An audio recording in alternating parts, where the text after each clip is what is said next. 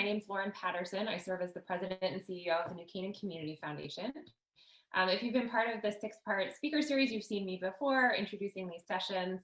I'm representing our co-hosts tonight, which have been throughout this series, the New Canaan Library, the New Canaan Museum Historical Society, the Interfaith Council of New Canaan, Grace Farms Foundation, and the Be Kind Foundation. And this is in addition to more than a dozen other local nonprofit organizations and other leaders in town that have stood behind this important conversation in our community.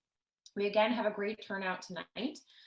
We're so pleased that many of you returned week to week, or you've popped in if you're particularly interested in housing issues in our community and in our state.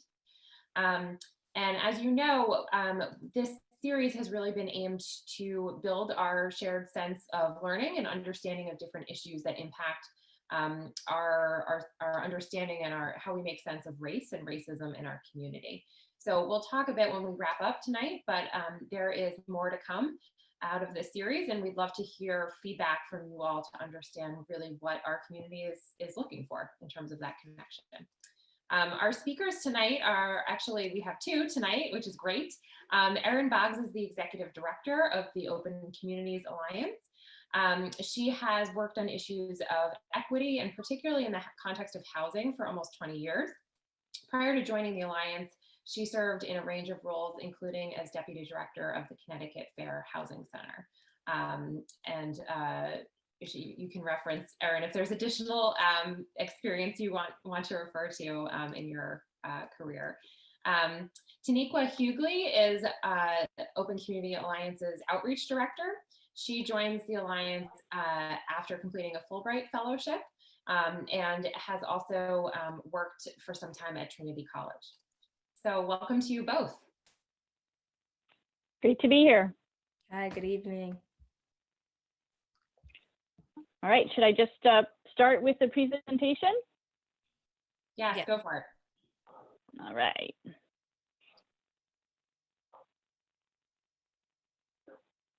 Well, thank you, everyone. It is really an honor to be here tonight. I know these can be tough issues, and so I really appreciate everyone taking time to sit and talk about them and hopefully do a little learning, and we look forward to the discussion at the conclusion of the presentation. Open Communities Alliance is a statewide nonprofit. We work to create access to opportunity, particularly through affordable housing and supporting investments in struggling communities. We work with an urban-suburban interracial coalition, so if these issues are something you feel passionate about and you want to join the effort, we would love to have your involvement. Erin, just to pause there for a second, we're seeing the panelist version of your slide. Oh, it didn't switch. All right, so let's see. How's that? There we go. Thank you. All right, thanks for flagging that. And it's so funny, we just tested it and it was the way it was set up for the test and it appeared differently. So, one place we like to start is with what's going on with the history, like where we come from, how we got here. And one piece of that is looking at practices that the government engaged in over time. And one of those practices is called redlining. And I imagine you have heard a lot about this over time, but you know, it's gotten into the news a lot recently. But it was a process that the federal government went through in order to determine where they were going to make federally backed mortgages and where they were going to support homeowners insurance. And they went through a process of having assessors go out across the country and rate neighborhoods. And one of the ways that they rated neighborhoods was to look at who was living there. They looked at the conditions of the neighborhoods and the conditions of the properties, but they also looked at who lived there. Now, in New Canaan, no place was rated a D, which is the lowest rating, and that's where loans were not made. But there was a rating in the center of town of a B, and then beyond that, a C. But if you compare that to let's say New Haven or Darien, you had some other issues going on. In Darien, you actually had some areas that were redlined, and this is the report from the assessor. The reason it was redlined is because partly because of a Italian population, an immigrant population, a Negro population. And that's even more true in New Haven, where greater stretches of land were redlined, and that really was because of a large Black population. Another policy that contributed to the levels of segregation that we have in Connecticut are something called racial covenants. And these covenants were basically parts of deeds, and they restricted who could live in housing, who could rent it, and who could buy it. And this is actually a deed from West Hartford, Connecticut, for an area, a subdivision basically called High Ledge Homes. It's from 1940, and the language here we find elsewhere in the state, all over the state. It says, no person of any race except the white race shall use or occupy any building on any lot, except that this covenant shall not prevent occupancy by domestic servants of a different race employed by an owner or tenant.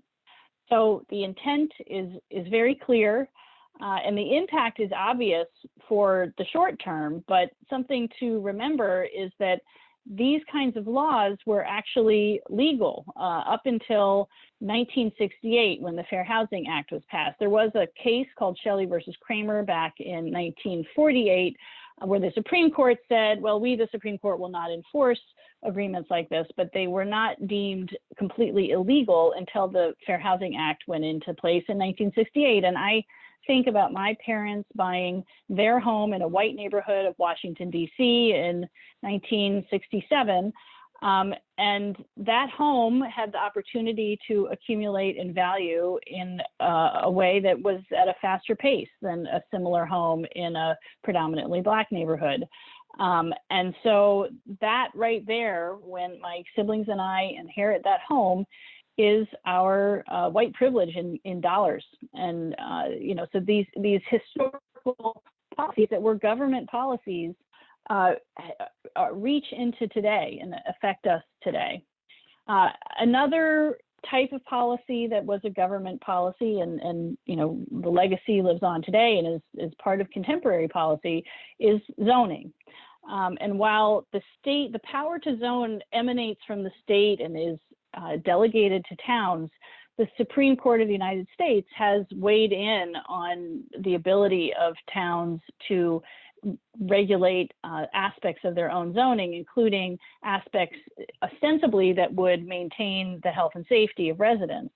And in a case called Euclid v. Ambler, the court said absolutely towns are allowed to do this, municipalities are allowed to do this ostensibly for health and safety in the Supreme Court decision. But when you look at the underlying decision from the district court, what the judge said there was the blighting of property values and the congesting of population whenever the colored or certain foreign races invade a residential section are so well known as to be within the judicial cognizance, meaning a judge doesn't even need to have evidence about that. Of course, it's true. And so this undergirds the kind of zoning that we do throughout this country. Most zoning that you see around the country is actually now called Euclidean zoning because of this case. And part of what was the basis for the case was the notion that it's perfectly fine to use zoning to keep certain people out of your town.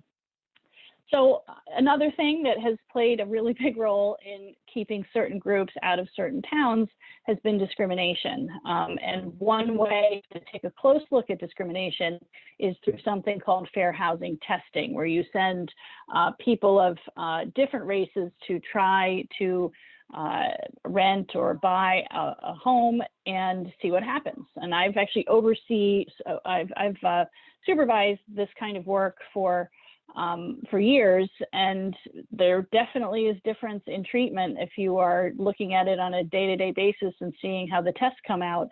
But this national study looked at how different testers of different races were treated and found that you can see, and I'll interpret this for you, but the bar is indicating the percentage of the time that a white applicant received more favorable treatment.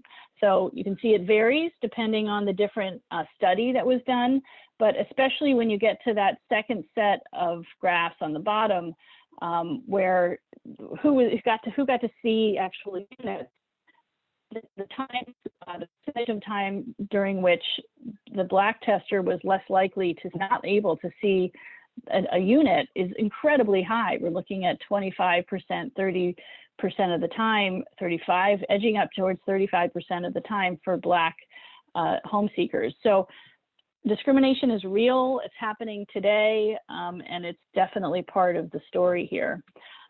All told, these practices, so partly government practices, partly private practices, and then, in addition to other kinds of issues faced in the employment market, have led to a great disparity in both the income between whites on the one part and Blacks and Latinos on the other. There's Blacks and Latinos in Connecticut earn about half of what whites are earning on average. And also an even greater disparity in wealth. And this research from Forbes shows that there is at least, a disparity where Blacks and Latinos are earning 10% or less of the wealth, or have less than 10% of the wealth of whites. But you can see from this graph that that's moving and predicted to go towards 1% of the wealth of whites. So that's why this notion of affordable housing is tied to the question of whether a town can be integrated racially. And with that, I'm going to just stop and turn this back to Taniqua.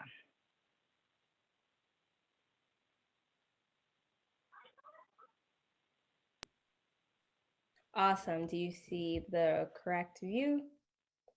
Oh. Yes. On my end, it looks like the panelist pictures are on the right side of the screen. Do you see that? Yep. Okay, so I'll move it out of the way. Awesome. So as Lauren said, my name is Taniqua Hughley. I am the Outreach Director for Open Communities Alliance.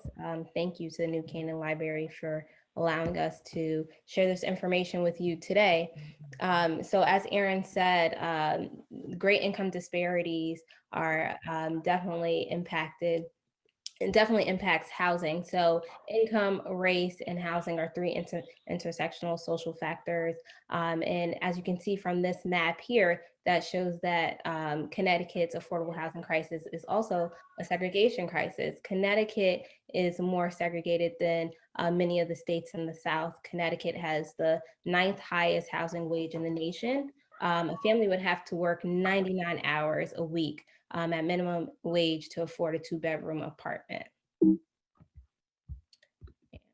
So as I said, Connecticut is one of the most segregated states in the nation. It's hard to believe, but if you look at this map here, it shows you, it ranks the most to least segregated states in the US. And here we are in Connecticut, and as you can see, the southern states here. And so often people talk about the achievement gap. However, at Open Communities Alliance, we talk about the opportunity gap. And so the opportunity gap pretty much encompasses not only someone's educational opportunity, but their economic and their neighborhood quality as well. And so things such as the students passing math test scores, students passing reading test scores, and educational attainment, those are the 3 indicators that we use when we think of, when we create a final opportunity score, in addition to the economic indicators such as unemployment rates, population of public assistance, job growth, employment access, and job diversity. And then the factors for the neighborhood and housing quality indicators are neighborhood vacancy, crime rates, neighborhood poverty rate, and home ownership.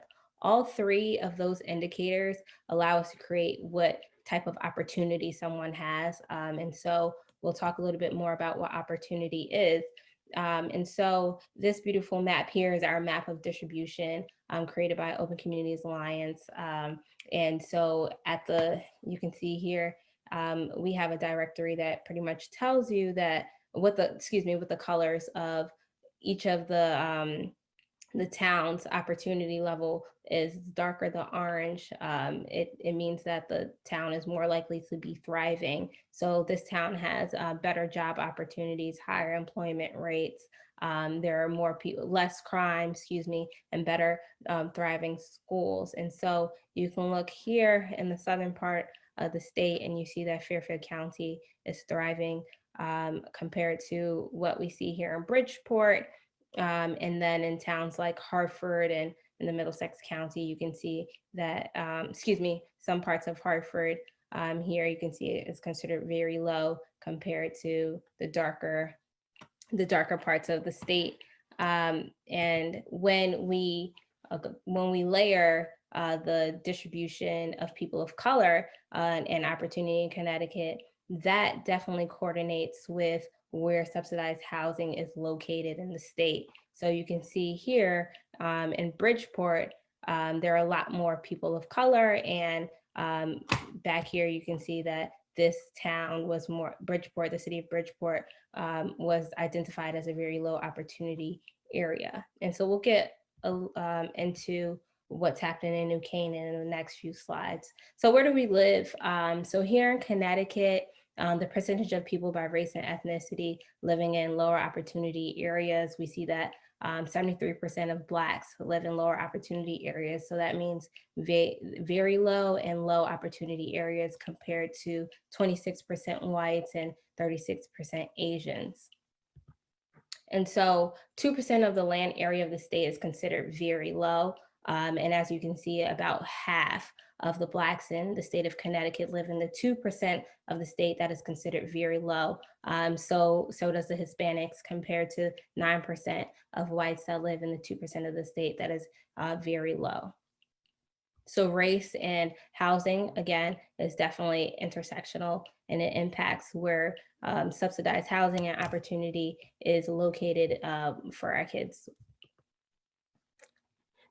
And so I'm not sure if this is in the way. So here is a closer look of the New Canaan, Stamford, Darien, and Norwalk area. So every dot, which you saw on the other map, represents 250 people of color. So the non-white community. And you can see once you go to Stamford, there are a lot more dots in concentration compared to towns such as Darien and New Canaan. So this is just an even closer look. New Canaan and Stamford and Bridgeport.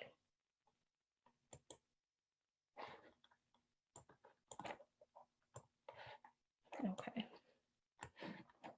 So the impact of housing and race is that the largest educational achievement gap is by race and income, and that's across the nation, not only in Connecticut. Some of the greatest disparities in incarceration are by race, and so deep health disparities by race and ethnicity. Some people say this isn't a race issue, this is just a housing thing. However, people fail to realize all of these things are hand in hand. Race impacts the location of housing, income, and even education.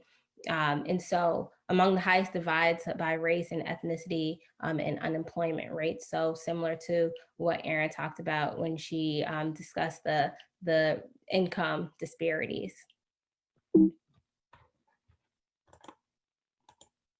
So present day, some people may say, well, that's not happening in New Canaan, or tell me more about New Canaan in Connecticut. So choices for those who are subsidized housing voucher holders are very limited. Voucher holders do not have the opportunity to choose where they live. And so here are these purple dots. This is the number of developments in each area throughout the state. Again, darker orange being very high opportunity areas, and then the lighter orange going from very high, moderate, low to very low. And so the preservation list is a comprehensive list of the subsidized housing throughout the state. Unfortunately, there is a lot of missing data that doesn't capture enough of where these subsidized housing units are located. It's not regularly updated, but to our knowledge, this currently emphasizes and displays where our subsidized units are located.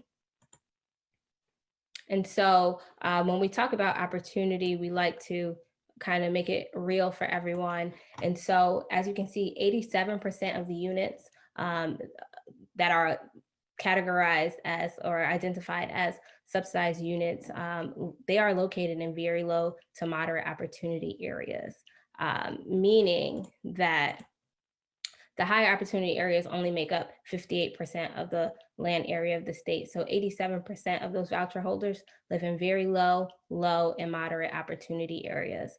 And there isn't a fair share of where those subsidized units are located in very high opportunity areas. Sorry, I apologize. And so to give you an idea of where subsidized housing is located in New Canaan, you can see here, zoomed in, that New Canaan doesn't have as much subsidized housing representation in their towns, such as their neighbors in Norwalk or even Stamford. So most people say, well, people should, maybe they don't want to live here in a town such as New Canaan. And however, choice is not much of a factor. Choice is a factor, excuse me, in what families want. However, most voucher holders do not have choice. Most of the housing authorities do not present the voucher holders with choice. So Open Communities Alliance had the opportunity to survey about 300 tenant-based voucher holders, and we asked them, like, what do you want? If you were presented with the opportunity to live in a high opportunity neighborhood, would you? And so 45% of those housing choice voucher holders surveyed said that they would consider living in high or very high opportunity areas as a first choice for a new home. However, their choices are limited and they are not presented with that opportunity. Here, our amazing policy and data analysts helped us pull together a grid that talks a little bit about the poverty concentration in the New Canaan area, so in the Fairfield County area. And so as you can see, I'll scroll down to New Canaan. As you can see, it's identified as a very high opportunity area with 7,310 units. However, only 12% of the units are identified as multifamily and only 3% of the units are identified as affordable, compared to a town such as Bridgeport, where there's 57,889 units. 50% of those units are identified as multifamily and 20% affordable. And so, again, we talk a lot about, ensuring that towns such as New Canaan take off some of the pressure from towns like Bridgeport and help undo concentrated poverty in towns such as Bridgeport. And you can see that the subsidized units also coincide with the level of the percentage of poverty and the school rating. So many people do care that and believe that all kids should have opportunities and access to a good education, and housing, unfortunately, doesn't allow all students to receive the same type of quality education. And so I'll pass it over to Erin. All right, thanks, Taniqua. So, one thing we like to really try to address head on is concerns about affordable housing. And I think one thing that is good to sort of just parse out from the get-go is this notion that affordable housing will do negative things to a neighborhood. And Taniqua, you can keep up your. I'll just use your slide share, screen share. And a lot of this comes back to concerns about poverty concentration. And what is absolutely true is that poverty concentration can create challenges in neighborhoods. So there is no doubt about that, but there's been a lot of research on at what point there is sort of negative fallout from poverty concentration. And there's some really good numbers that look at how this is played out across the world, really. And where you start seeing, for example, with crime, a negative impact from poverty concentration is really not till you get to poverty rates of like 20%. And once you see those once you hit 20%, then that really just goes up. If the poverty rate increases, the crime rate goes up too, until you get to about 40% poverty, and then you've sort of hit the highest level of crime that you're likely to get. But there's a lot of room now between what the poverty rate is in a lot of wealthier towns in Connecticut and the poverty rate that you would likely see any other kind of negative fallout from, that starts to get near that 20% number. So we like to look at where affordable housing has gone in and been successful, and sort of think about what's going on there and what makes it work. One case study is Mount Laurel. So you can go back to the previous slide. And that's a town in New Jersey where affordable housing went in, and it's not as wealthy as some Fairfield County towns, but still a wealthy community. A development went in called the Ethel Lawrence Homes, and it was 140 units, 100% affordable, and it went in 2001. And it was completed, and Professor Douglas Massey from Princeton and his students did some research looking at what happened with both families who moved into that housing and the neighborhood over a 20-year period, or I guess it was a 15-year period. And what they found was that, answering this question about whether transportation is a barrier to families, in some cases it is, but for families who moved into this development, 87% of them reported that they had access to a car and they had no difficulty accessing goods and services. A statistic that really floored me when I first heard it, but I've seen it sort of play out in similar ways elsewhere, is that welfare was reduced by 67%. So, if we're concerned about reliance on government services and we want to see that reduced, one of the best things we can do is create pathways to neighborhoods that are higher opportunity for those families who are interested. Employment rose by 22%, and income increased for families who moved into this housing by 25%. Massey and his students also looked at what went on in the neighborhood, the town, and the wider area, and whether there were any negative ramifications coming from the placement of this housing. And what they found was basically no. There were no statistical differences between what was going on in the neighborhood in terms of home values or crime rates or tax assessments compared to the rest of the town and nearby towns. And, one thing that's not on our slide specifically, but one of the anecdotes from their study was that they also asked people in the neighborhood about how they felt living next to affordable housing.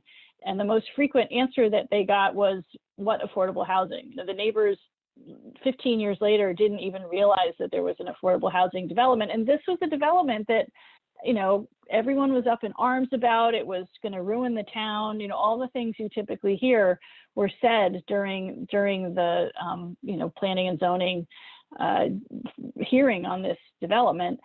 The families who moved in were all doing jobs that I think we've seen recently even more are such important and essential jobs, working as cooks and in retail and administrative work, but healthcare, construction, education, really important jobs, essential to a community, and great to have as part of the fabric of a community.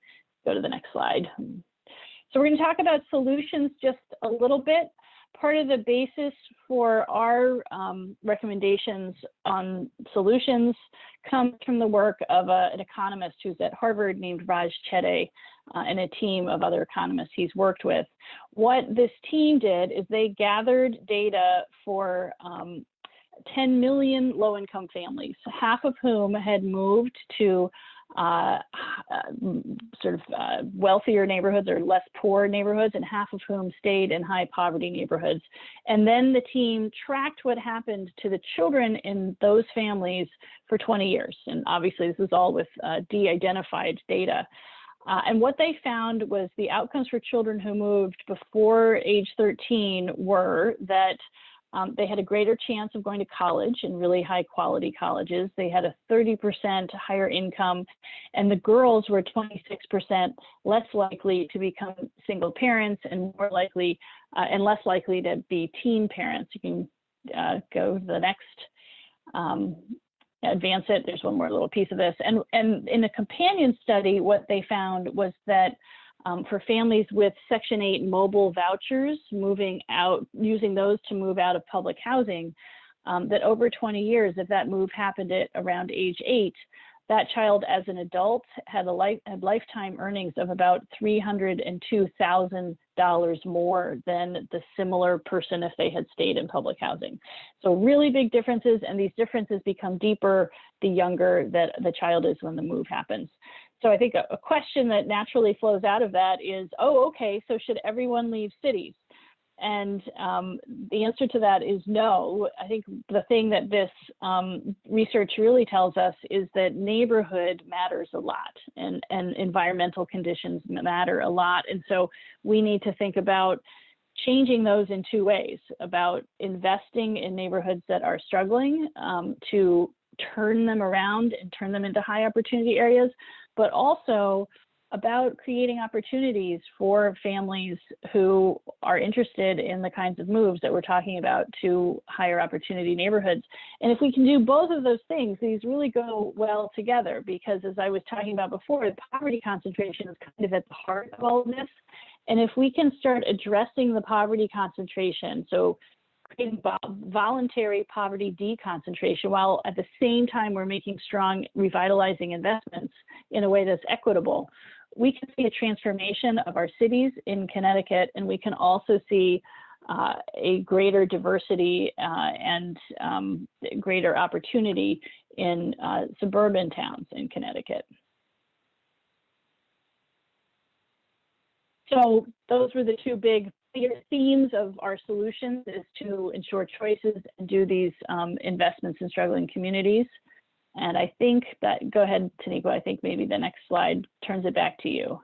And so the next portion of this is talking about what can actually happen in New Canaan. Like, let's get real and talk about actions that can be taken in New Canaan. Over to you, Taniqua. Yes, thank you.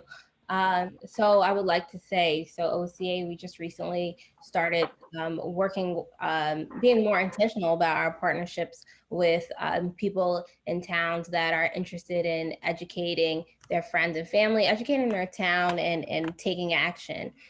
So we have groups across the state that have been doing formal and informal programming in their town. So you can do several things in your town, and this is definitely a spectrum.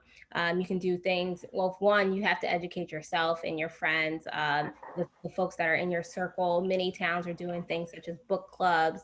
OCA, in addition to all that we do, we are also taking part in staff book clubs and readings as well. And educate yourself. Please check out our website if you haven't done so already, ctoca.org, and you'll find a ton of information. And if it's hard for you to navigate, definitely contact us. But join our coalition. Our coalition is a group of folks from both urban and suburban communities that are, expressing ways that Connecticut can be a better place and literally making change in the state.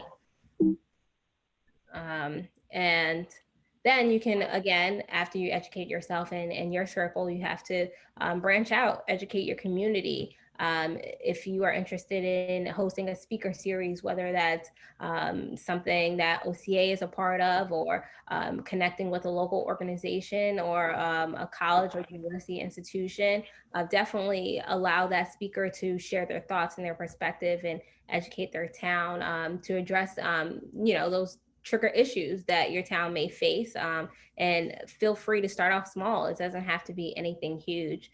Zoom is definitely a tool that everyone is using today, so it can be a small conversation over Zoom. And so these speaker series can allow people to address the myths that people have, whether it's about affordable housing and the relationship to crime or the relationship to property taxes. Book speakers that are interested and knowledgeable about these myths. And a few of those myths here that we talked about are affordable housing will ruin our schools and put my child at a disadvantage. Affordable housing is ugly. Affordable housing will destroy our property value. Affordable housing will increase crime rates. Affordable housing will mean my taxes will go up. And so these, although these are myths, these are true beliefs that some people have. So definitely we ask that you, if you're interested in taking part in our ambassador program, which I will talk a little bit more about, these are things that we will address. And then other things that you can do in your town: assess your town, learn more about the demographics of your town, learn about the internal segregation that communities in your town are facing, whether children in schools are facing segregation and biases, learn a little bit more about the opportunity analysis. Go to our website, click on the pages, on the maps, excuse me, learn about where subsidized housing is, learn about what subsidized housing is. You can also review your local zoning. And so a lot of people often say that, you know, when they want to advocate for affordable housing and multifamily, they come up against they come against local zoning laws that prevent them for developing these type of houses and projects. And so we ask that, you know, if you can, definitely review your local zoning laws and participate in those town hearings as well. And so again, another thing that you can do is just have conversations with folks in your town. You can conduct a focus group to learn about what your fellow neighbors are experiencing, learn about how the folks in New Canaan think about diversity, and get an idea of their perspective on affordable housing. And so one other thing that's important is to better understand the experiences of people of color, especially in town. And obviously that's something that is certainly touchy, personal. And so we ask that if you decide to do that, that you explore it in a culturally competent way, and guidance may be needed for something of that sort. But there are so many different things that you can do to begin to take action. And so a few more things that you can do is you can review your plan of conservation and development, and review your town's performance on interaction with the police and police stops with people of color, and assess the town's accessibility of town services and benefits. Are all people in town receiving the same services? How are people in town being treated when they go to the local grocery store, when they go to the rec center, when they go to a local church, anything of that sort? Those are definitely steps that you can take to begin to actually take action. Some of these things may seem small, but it's a big step. And so the higher level thing is to actually, you know, kind of get your feet wet. And so advocate for changes to zoning, identify land and areas of the town that you believe may be perfect for affordable housing or multifamily housing. You can actively recruit housing choice voucher families. So if there are, you know, people that you know in your church, or people that you may come across with in your workspace who are housing choice voucher family holders, you could definitely connect them through local housing authorities, and connect them to see if they're interested in living in a town such as New Canaan. And we can definitely talk more about that. We're doing that in some towns now. And so make affordable housing an election issue, bring that up during the legislative session, you know, press your elected officials about these issues. And that's on the local level, but also make it a state level issue as well. And again, so I talked a little bit about OCA's coalition, OCA's town ambassador program. Our next coalition meeting is November 9th, and we can definitely share more about what we're doing as an organization and what our town ambassadors are doing throughout the state. So if you're interested, please visit our website, ctoca.org, shoot us an email. You can even give us a call at 860-610-6040, because I think that, you know, we need to make this a state issue, and we're looking to continue to expand throughout the state and help organizations and groups that are interested in being active in their town. I mean, discrimination is obviously not new, but recently what we've seen is there are a lot of organizations and individuals reaching out to us, and as a result of the uprising across the nation in the past few months, and are interested in trying to figure out, well, how can I make my town a more inclusive space? And so this is definitely the time that we continue to help make change in the state. And then we're also hosting an event. The date is to be out.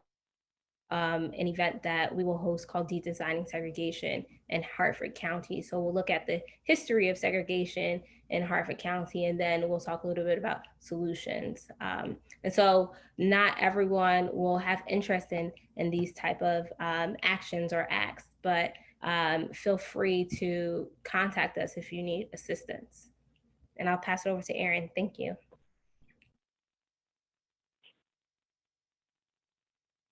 Yes, you can just advance the slide, and I will just hit on the last few things, and then we can move into questions. We do have the legislative session coming up. We have sort of preliminarily put our agenda together, but there's sort of three buckets. One is sort of advancing this notion of affirmatively furthering fair housing, which is what that really means is it's a law under federal law, which basically says, you know, if you're getting the support of the federal government, you need to take conscious steps to reverse this history of segregation. Government helped us get into it. We need their help to get out of it.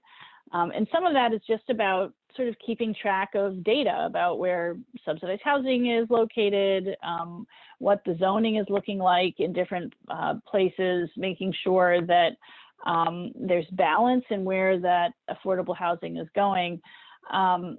And so part of it is about that, but part of it with regard to zoning that we're spending some time on is this notion of what we call fair share. So this notion that every town in the state could take on a percentage of the need for affordable housing. And if they did, it would allow that choice and the opportunity for voluntary poverty deconcentration. We'll get to, there's questions about the definition of affordable housing, and we can come back to that in the questions. But Taniqua, if you could go to the next slide. The second bucket is thinking about how to invest in cities, and you know, that's something we're spending some time further developing. And the next slide talks about how to make sure that these what are called, well, the government tenant-based vouchers. These are assistance from the government that where the recipient is expected to pay a third of their salary towards their housing costs, and then the rest of the rent is paid for by the government up until a certain cap. And these vouchers are an incredible resource to promote the kind of mobility that we're talking about. And that can be sort of apart from building large-scale multifamily housing, although those things do go nicely together. And so we are putting together a package that would allow these vouchers to be used in a way that leverages them more to create access to opportunity. And I think that's all we have for our official presentation. I guess the one other thing I wanted to mention, right, is that, you know, all of this is against the backdrop of laws. So we have the Federal Fair Housing Act that both prohibits both intentional discrimination, but also policies that have a statistically significant impact on greater negative impact on certain groups. We have protections under the State Fair Housing Act.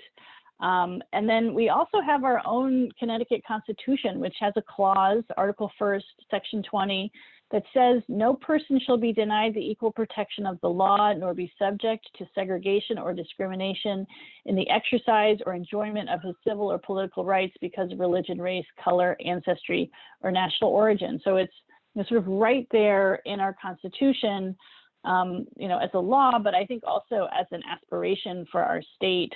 And I think really, if we do this right, we can become a stronger state than we are today. I think with that, we'll take questions. Thank you so much. We did have a few questions come in as you guys were wrapping up. The first, can you speak and explain to the people that say that Black people need to want to be successful and why that's not a fair statement?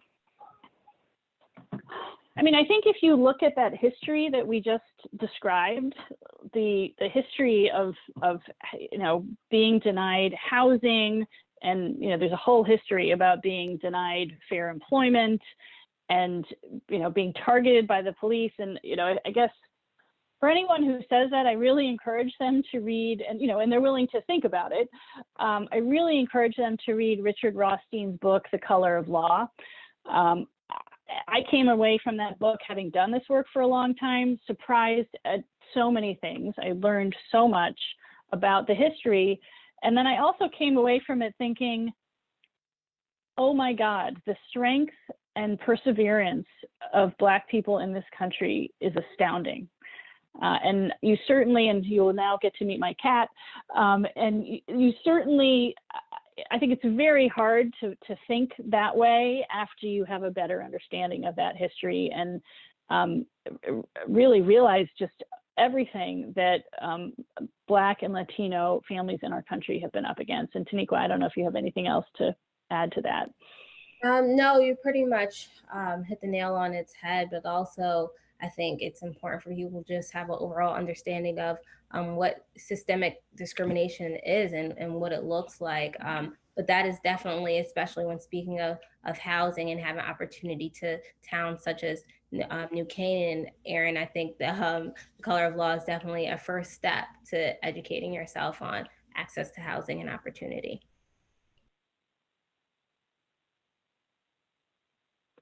Oh, thank you both.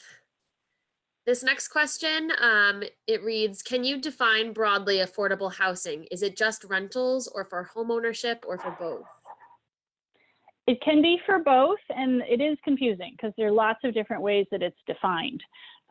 It's defined in one state law as being at 60% or 80% of area median income, and or state median income really. And just so people know, for a family of four, 80% of area median of state median income is about $82,000.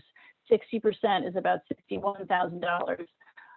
But one of the indicators we like to look at is the more serious, need for affordable housing, and that is really unmet in the state, which is families at 30% or less of area median income. So for statewide, that's about $30,000 for a family of four. And then the poverty rate for a family of four is about $26,000. So that's a little bit of a sketch, but it's a good question because it does mean a lot of different things. Thanks. So the next question, this person says, finding housing is a challenge and it's time consuming for all. It seems to be tougher for people with government vouchers. Taking off time from work is hard, almost impossible, and navigating the search can be daunting sometimes. How can realtors and real estate help with these searches? Through a pro bono or community service project or angle? Can you speak to that? That's a fabulous question. And we do some of this work ourselves. We've worked with families with Section 8 and the rental assistance program, which is the state equivalent, to help them find housing. And the questioner is absolutely right. It is a brutal process. It takes a very long time. There's lots and lots of discrimination that is experienced by families in those circumstances, even though we've talked with lots of landlords who've had great experiences with the program and like it because it's a steady source of income for their property, and don't see any more problems with tenants who have Section 8 than tenants just in the general population. So in terms of specific ways to help, I think it depends on where you are in your role. If you're a real estate agent, I would say, have some conversations with if you have landlords that you're representing about why it would be great to be part of the Section 8 program, in addition to the fact that it's illegal to discriminate against families who have Section 8. So number one, you might not get busted for discrimination, but also that you can be doing a lot of things, a lot of positive things for the community. There was an effort to reach out to landlords on this topic in Baltimore, in the Baltimore area, and just talking about how you can actually contribute to unwinding segregation was actually a really big motivator for a lot of landlords. So I think if you're in the real estate industry, you can sort of play that kind of role. I would say if you're really interested in supporting this, give us a call. Like, we are working with families and we could possibly use volunteers to be helpful with that. And that'd be fantastic. And Taniqua, I don't know if I missed anything, if you have any other thoughts. No, I think we should definitely stress the importance of, if you are interested in helping voucher holders and, interested in renting to voucher holders in towns such as New Haven, that's definitely needed, and contact us. We need supporters like you. Thank you. So I'm just going in the order that the questions came in. In analyzing opportunity analysis, how do you deal with the historic fact that persons of color lack the capital necessary to become home buyers? Yeah, I mean, that's a huge issue and something that we really need to grapple with. A lot of our work is focused on rental housing and promoting rental housing, but that's really not the only solution, and our solutions shouldn't be limited to that. Getting home ownership assistance right, I think, takes a lot of thought and investment. And I think many of our federal programs that are ostensibly set up to do that aren't working as well as we want. So I think there needs to be an effort to revisit that, but it's important because, and this is again something that Richard Rothstein talks about, when he looks at that wealth gap that I talked about earlier, where Black families have about 10% or less of the wealth of white families, he goes back to the policies that allowed white families to move out to the suburbs into houses with FHA loans or Veterans Administration loans, and he runs the numbers, and he attributes that wealth gap entirely to those government policies and then the intergenerational wealth building that came out of them. So the home ownership question is important, and we need to deal with it, but we also can do a lot with rental housing. And if we're able to create access to opportunity for one generation with rental housing, we're setting up the kids in that family, we're putting them in a much better position to eventually become homeowners. Yeah, and I would just add, organizations such as OCA and even individuals continue to advocate for resources for Black families to become homeowners and to acquire the resources and tools needed. And that also goes hand in hand with having access to jobs, right? And income equity as well. So it's a historic fact, unfortunately, that still remains the same today. Home ownership has gone up for Black folks, however, that's still an issue. So continuing to advocate for, first time home buyer programs and taxes, property taxes, things of that sort is important. So just as much as rental advocacy is important, but so is the home ownership as well. That was a good question. Thank you.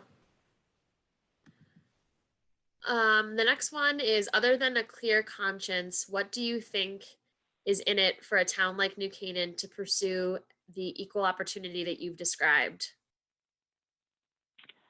I think, you know, and I live in Glastonbury, so I live in a town that's not so different from New Canaan, and it is, and I grew up in a place that was really diverse, and seeing my kids go to schools that have very few Black and Latino students is just shocking to me. And it's stunning. It doesn't represent the future workplaces that they'll be in, their chances to develop the kind of cultural competency that you really need, I think, to be successful in the world going forward are reduced. And I think that there's a lot of other things that come out of diverse schooling environments: greater innovation, greater critical thinking, better learning. I mean, there's all kinds of incredible research on this. So I think that's one really strong benefit.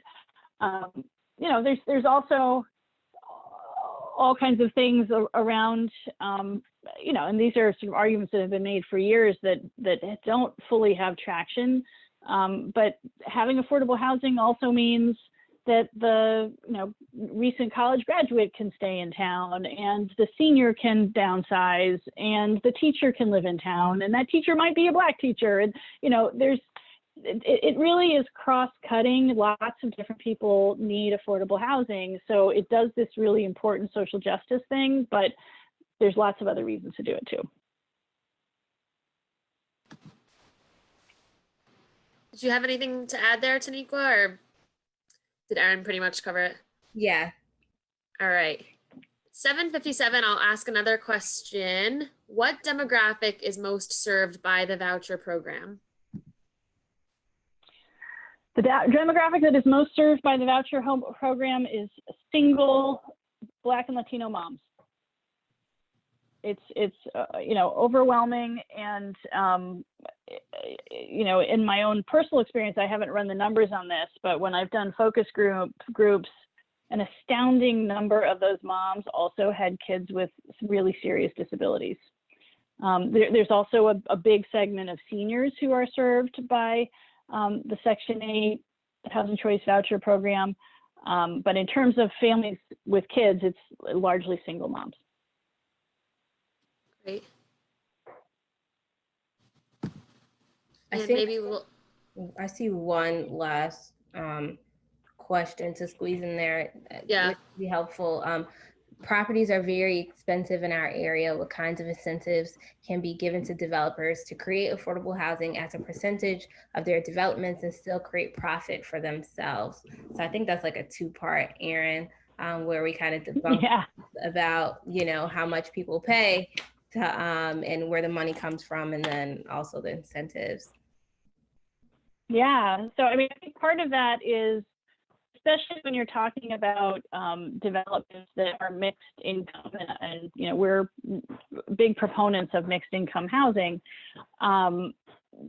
There is a way to internally subsidize. So if you're in a place that is very expensive, you can have units that are at market value that will be expensive, and then you can offset that housing with affordable units that really are affordable to the families that we're talking about.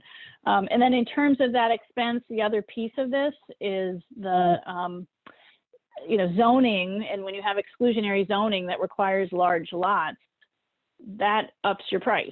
So if you can adjust and be more creative in terms of the lot size requirements for housing and allow more multifamily housing, then you can bring those prices down.